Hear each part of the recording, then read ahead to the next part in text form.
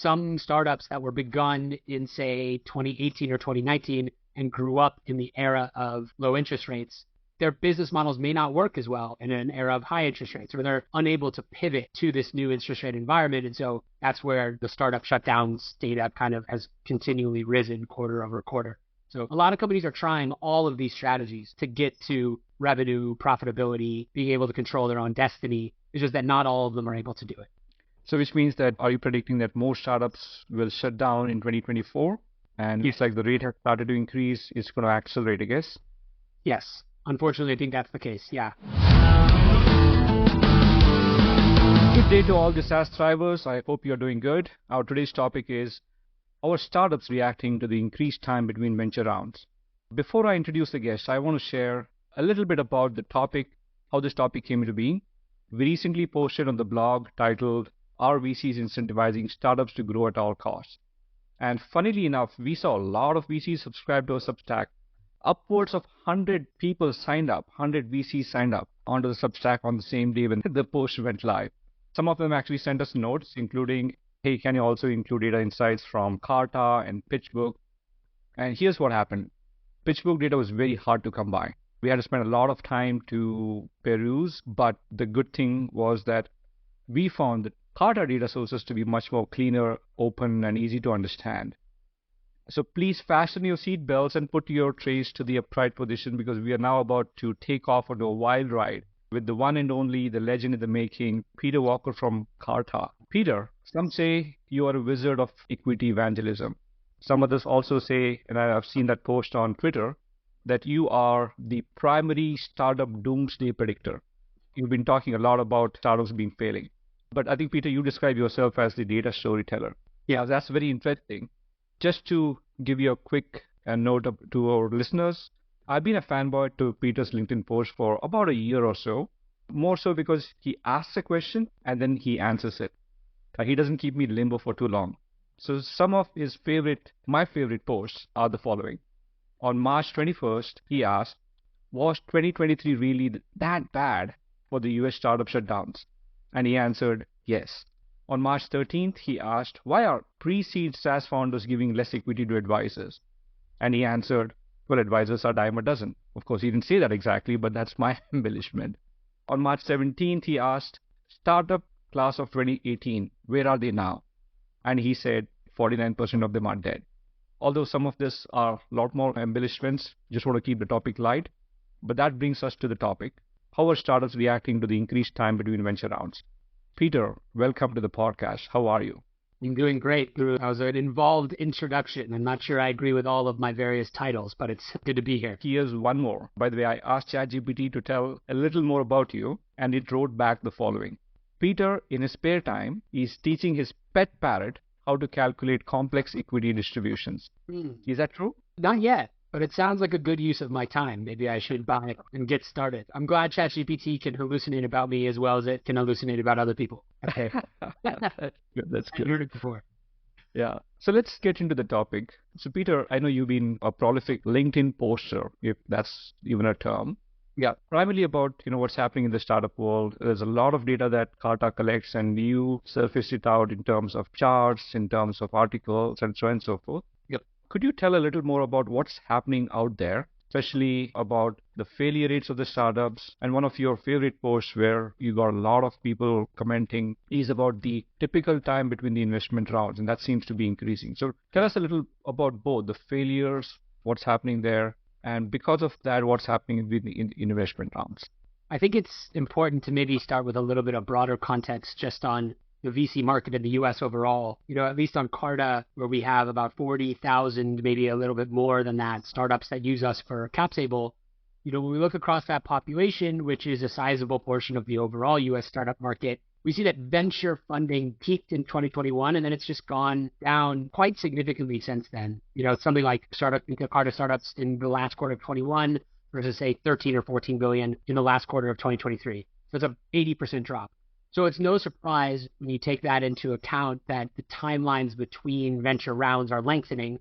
Obviously, if there are fewer rounds happening, then your average Series A founder is going to have to wait longer to get to their Series B. There's a whole host of things that are happening in between those rounds, bridges and extensions and people trying to take in all sorts of creative financing.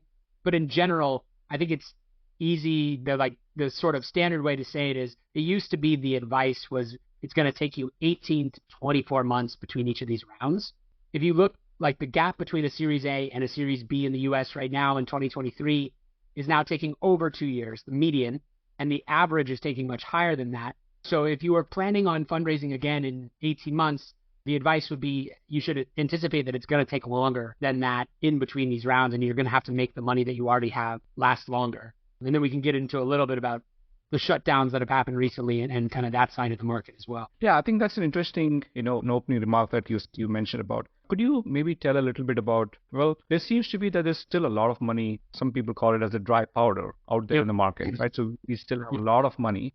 Yep. Is it that they are holding back on funding these startups? Or is it that they are doing more due diligence? Or they're expecting, because of the ZIRP or the zero interest rate, coming in, they're expecting. So what's happening? If there's so much money in the market, why is it not delved out to the startups? It's a great question. There is a lot of opinions about whether or not that dry powder is ever going to result into anything. I think the way that I think about it is twofold. First, yes, VCs are deploying capital more slowly. They slowed down the pace of investment in middle of 2022, and they have not really picked back up, although maybe in the first quarter of 24, things are looking a little better. Second, VCs are deploying that capital for the dollars that they are putting to work. They're deploying a lot of it into bridge rounds or extensions for current portfolio companies. So instead of making a new bet on a new company, they're giving more money to companies they've already invested in to keep them alive through this struggling period. So a lot of that dry powder is going to go to current portfolio companies. But I think the last part is maybe the biggest thing. The part of the venture market that's been hit the worst is the late stage venture market. Series D, Series E, on and closer to IPO. Those are the rounds that take in 50, 75, 100 million or more in an individual round. If those rounds don't come back, then a lot of that dry powder is just going to remain dry powder and it's not going to be used. It's impossible for VCs to take all of that money that they were going to give to late stage firms and instead give it to early stage firms. Yeah. There's just not enough early stage companies to make that work. It just, the math doesn't work on the venture economics. So the early part of the market is still holding up decently well, but the late part of the market has been really dry. Okay, so that's good. And to the listeners, we'll actually post out some of these snippets from Carta's data insights into the blog post as well. I read this one will be titled as How Long Until the Next Round? And whatever Peter described, you will have it in the blog post. So Peter, could you maybe share a little bit, right? So if late fund or late stage venture funding is slowing down, more so because of valuations and whatever that might be, there's still capital available to the VCs. They can't deploy to the early stage companies. There's not so many companies, and even if there are many companies, they're not going to increase the valuation and pay them and put in it. Instead of they asking for 5 million, they're not going to like triple or four times of that and do that, right? So they're still going to be a lot more logical about it. What strategies do you see out there that companies are adopting to mitigate this risk that they are an early stage company and they're trying to raise the next round, but the lengthened times between rounds is throwing them off? Like you mentioned in your early opening remarks, is that typical time was about 16 to 18 months of time. Now it has gone beyond 24 months. Yep. So how are they coping up with this increased length of time between the rounds? There's a lot of different strategies that early stage companies are employing in order to get over this funding dearth. A couple of them are pretty obvious with all of the headlines around layoffs. Those layoffs are not just happening in big tech companies like Google. They're also happening for private startups as well. There's been a lot more layoff behavior over the last 18 months. The flip side of that is hiring has also declined quite a lot. So it used to be on Carta, at least in 2022, all the companies in Carta collectively, they hired about 500,000 employees, so 500,000 people. Then 2023, they only hired about 265,000 employees. So basically half as many hires. So there's layoffs happening, which obviously cut payroll, and then that payroll is not being expanded again with new hires. These early stage companies are trying to do more with fewer headcount. So that's one, is just how are you thinking about your compensation, your payroll, which payroll is almost always the biggest cost in any of these startups. The second is, of course, scrutinizing software spend. I can speak personally at Carta. We have definitely clamped down on using new tools, all of the new potential tools that we're using are going under much more scrutiny than they used to. So making sure that you are only spending as much as you need to on software or a cloud hosting, et cetera, as possible is a route that startups are going. And then, of course, a lot of these startups are trying to take in, maybe they can't raise a Series B right now, but they're going to take in a little bit of a bridge or extension funding, either through priced equity or through safes or convertible notes, or maybe even crowdfunding in some cases, doing anything they can to get a little bit more capital in the door so that they can stay alive. In the terminology of the Paul Graham from YC, they want to become default alive. Now, there's a lot of companies, and you've heard this all over the place, that are trying to get to revenue funded. So can I generate enough revenue where I don't actually need to fundraise? And I can just perpetuate this company through the customer revenue that I'm bringing in, and maybe I fundraise down the road if I really want to pour gasoline on things. That's a fantastic strategy. There's a lot of companies that are just not able to get there quickly enough.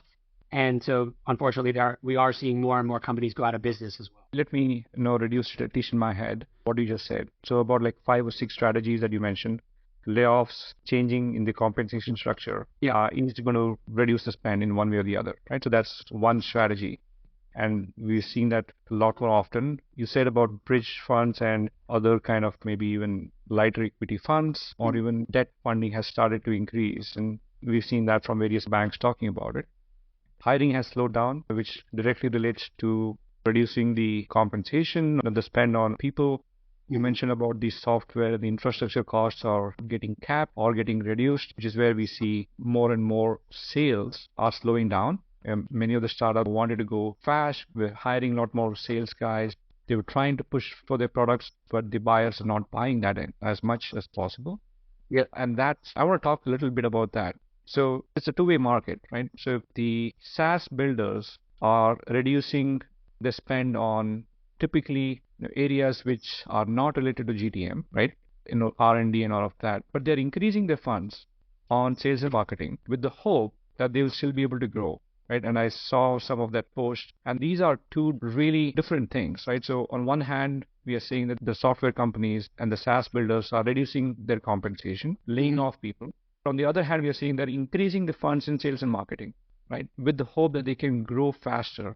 These compete with each other. And the last one is about profitability and revenue that you were mentioning. So is the market hanging on to a hope cycle at this moment that we will reduce all of the compensation across the board, keep the spending high on sales and marketing with the hope that will generate revenue, and with the hope that by generating that revenue, they will become a lot more profitable or a lot more efficient, if you will. So how do you see that? I mean, I think a lot of people are trying it, but to your point, it's really a question of how much time can you actually gain from that. So the market shifted in mid 2022. So it's been a solid year and a half since the downturn really started within venture. A lot of companies have already gone to their current investors and asked for bridges and extensions. And their investors, in many cases, were amenable to that in some cases. If there was a 20 portfolio companies in a given fund, maybe they only assisted 3 or 5 or 6 of them, but they've made sort of their double down bets. They've done the extensions that they thought were worthwhile. And so that, I think, is why we're seeing more startups shut down now, is because there was a period where people were saying, look, we're going to give you a little bit more cash. We're going to make all these changes with the cost structure of the business to hope to get to revenue funding soon. But some startups that were begun in, say, 2018 or 2019 and grew up in the era of low interest rates, their business models may not work as well in an era of high interest rates, or they're unable to pivot to this new interest rate environment. And so that's where the startup shutdowns data kind of has continually risen quarter over quarter. So a lot of companies are trying all of these strategies to get to revenue, profitability, being able to control their own destiny. It's just that not all of them are able to do it. So which means that, are you predicting that more startups will shut down in 2024? And it's like the rate has started to increase, it's going to accelerate, I guess? Yes. Unfortunately, I think that's the case. Yeah. I think 2024 will be a year that feels very confusing and odd to people because there's going to be more funding. I think funding for total startup funding is going to increase again. So it'll feel a little bit more buoyant or optimistic in that way. But on the other side, a lot of companies are also going to shut down. And so it'll kind of feel, the way that we talk about it here is it's a very difficult time to grow a company, but it is a wonderful time to start one.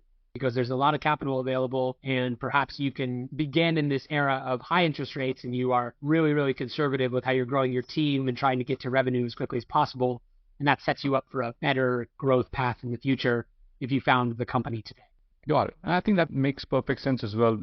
The capital that you raise, it still takes about 3 quarters to 4 quarters time to distribute it, apply it, and make it work. Yeah. So let me ask a slightly different question. Yeah. If we see that we're predicting that there'll be more shutdowns, we also see that the compensations have started to change quite a bit. Departmental hiring has taken a hit. Could you tell us a little more about, I know Carta published or is about to publish the State of Compensation report. Could you give some insights on what do you see out there? Which departments are getting affected? Is hiring stopped across the board, or is it open to some areas? Are layoffs happening across the board, across all departments within the SaaS company? Or is it only relegated to a couple of areas? What do you see out there? Absolutely. So yeah, that State of Startup Compensation report for the second half of 2023 is live now. So people can go to carta.com/blog and it'll be the first one that pops up. There's a whole host of data in there.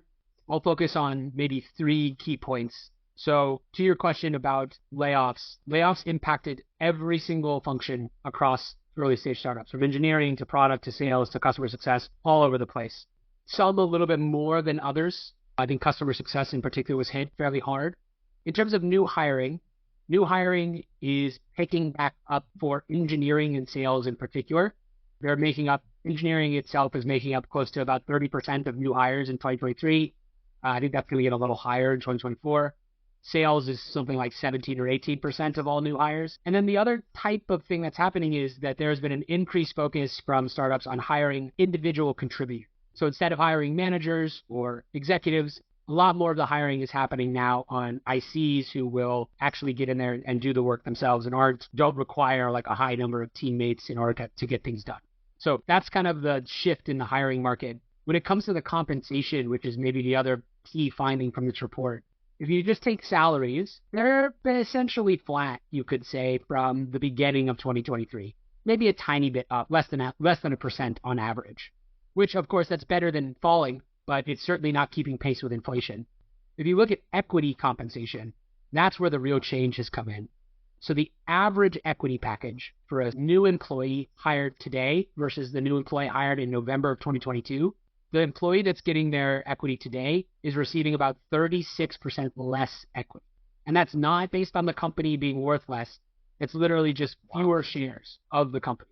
It's a big, big, big shift. So 36%, sorry, let me understand this. 36% less equity because the valuations are less? Or is it just the number of shares that they're getting, regardless of what the valuation is less? The latter, yes. The number of shares has fallen. So you can think of it as, if we consider equity as this big pie, the pie has gotten smaller. Yes, the valuations are down, but also each individual employee is getting a smaller sliver of pie. Their slice has been reduced as well. Got it. So let me understand this. Hiring has started to happen a lot more in the R&D, which is a good sign because the products get better because of it. GTMs, even though the layoffs were very high, early on, it has picked up with 15 to 17%. All of the GTM functions, AEs, STRs, all of that. All the support functions seem to be taking a major hit. And by the way, I don't have access to the report yet, but for the listeners, we will get that, and we'll probably even put a mind map on each of these functions and work with Peter to bring that to the fore.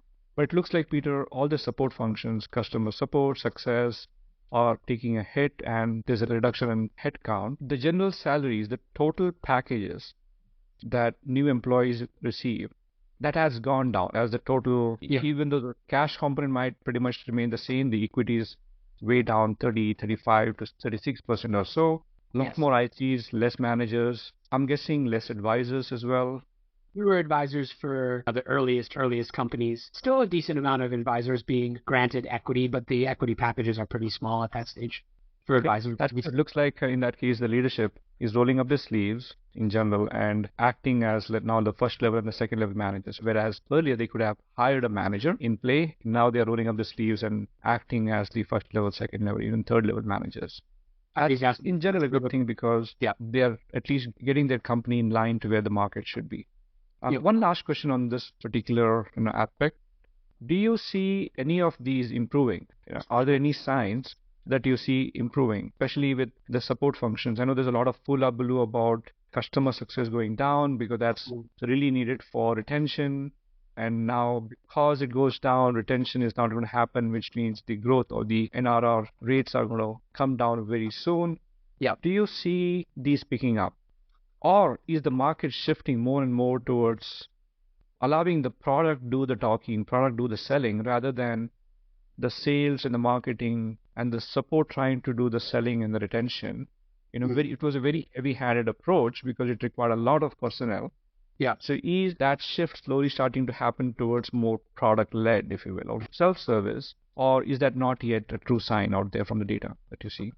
I wouldn't be able to say whether or not there's been a dramatic shift towards PLG as a motion for companies that were used to be very sales-led or sales-driven. I still think that there's going to be a heavy component of sales across many SaaS companies. When you say, how are these trending? I think it's a big open question. In this era of scrutinizing headcount very closely, I wouldn't be surprised if 2022 remains the peak for startup hiring for quite a long time. There's a current approach that's been widely adopted in the market that you should only expand headcount when you absolutely need to, and that you want to increase the amount of revenue per employee as a metric of health for the business.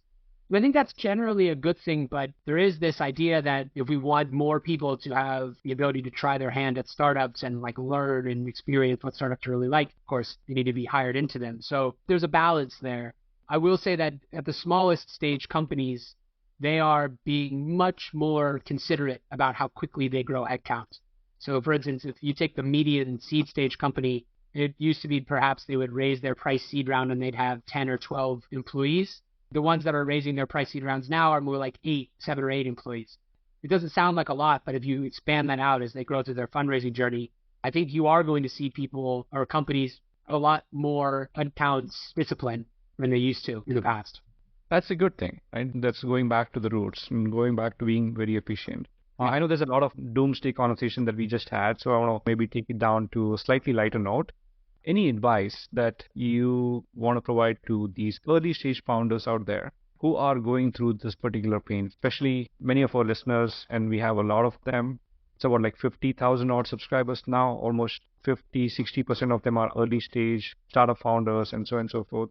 Sure. Any advice that you want to give to them, as well as the GTM and the growth professionals who have been hit pretty badly in the last 1 or 2 years' time? Yeah. Now, from the previously sales-led or 100% sales-led company, where they are now reducing the headcount and figuring out how they should manage that. Any advice to them? So founders, engineering teams, growth professionals, customer support, or Sure. success leaders, what advice do you have them? Look, on the GTM side, I think there's a lot of headlines around how AI, in particular, the tooling around AI, is going to eliminate the need for these positions moving forward. I don't know if I fully agree with that, but I do think that they will radically shift the quality and content of the day-to-day work within those positions. So if you're not getting familiar with how AI is impacting your org, marketing and my org, or for instance, customer success or sales, I think it's absolutely critical that you start doing so.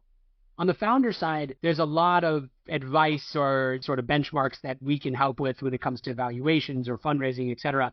I will say this for pre-seed and seed companies in particular. If you're not familiar with SAFE, Simple Agreements for Future Equity, that is the default instrument for fundraising for pre-seed companies across Carta in the US these days. It's about 80% of all the money given to pre-seed companies is going through a SAFE. So one, definitely get familiar with SAFEs. You can run them through Carta for free if you like on carta.com/launch. But two, and more importantly, SAFEs can feel like a very easy and almost free version of getting money in the door. You're promising equity in the future for dollars today. And it can feel very simple and very clean. One note of caution, we are seeing folks who have raised a lot of money on SAFEs, maybe at different valuation caps or from a lot of different people, and then they go to raise their first price round, and they've ended up giving up more of their company than they anticipated doing. So it is important, while SAFEs are a wonderful instrument, they are not without any risk, and you should be aware of how much of your company you're actually selling to these SAFE investors before you just continually fundraise on small checks on SAFEs. So that's something that wasn't actually much of a problem in the pre-pandemic times, but SAFEs have just become so much more common that they're starting to show a little bit of cracks on the edges. Got it. So maybe on the topic of the safes, is it because of the confusion between post-money safe and pre-money safe? Is that the prime reason for that valuation and then equity to slip away? I think that's definitely part of it. So the post-money safe has become the default instrument.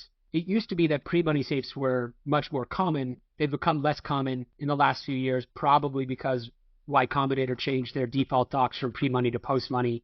It's not like a moral judgment. They're both good instruments to fundraise on. But the big difference is if you raise money on post-money safes, you are guaranteeing that safe investor a percentage of ownership. So if I raise $1 million on a $10 million valuation cap on a post-money safe, I have just sold 10% of my company, no matter what else happens with fundraising whenever you get to that price round. So if you do that a couple times and you guarantee this tranche 10% and this tranche 5% and this tranche 3%, then you come to the eventual price round and none of those get diluted by any price round investors. They own that share of the company. And so you as the founder may end up with less than you anticipated or ideally would like. Not saying there's a one right way or wrong way to do it, but it used to be that founders would only raise $200,000, $300,000, $400,000 on safes. And now we're seeing founders raise millions of dollars on safes occasionally and multiple different safe rounds. So that part of the market has just gotten more complex. So that's a great closing note. So let me summarize. You mentioned really 3 words of advice. The first one being founders, be patient. These are hard times, so definitely be patient. You mentioned earlier that hiring discipline needs to be brought back in. It is coming through, but early stage founders, please don't hire people unnecessarily. It looks like the trend is back. The founders and the leaders are rolling up their sleeves and becoming first level, second level, third level managers. So that's probably a good trend, at least to be a little more efficient in the beginning. And then the last advice that Peter, you delved out is instead of getting the confusion between pre-money and post-money, choose the post-money. And that gives maybe peace of mind to both the investors and the founders, and does not dilute you, or at least you don't feel that equity is slipping away from their own. Well, that's great advice. Thank you, Peter. It was great learning experience from these conversations. I definitely enjoyed a lot. I hope the listeners enjoyed. Peter, thank you so much. Absolutely. I'll have to go get my parrot now. All right, on to ChatGPT Parrot. Thank you, guys. Cheers. Thanks for having me.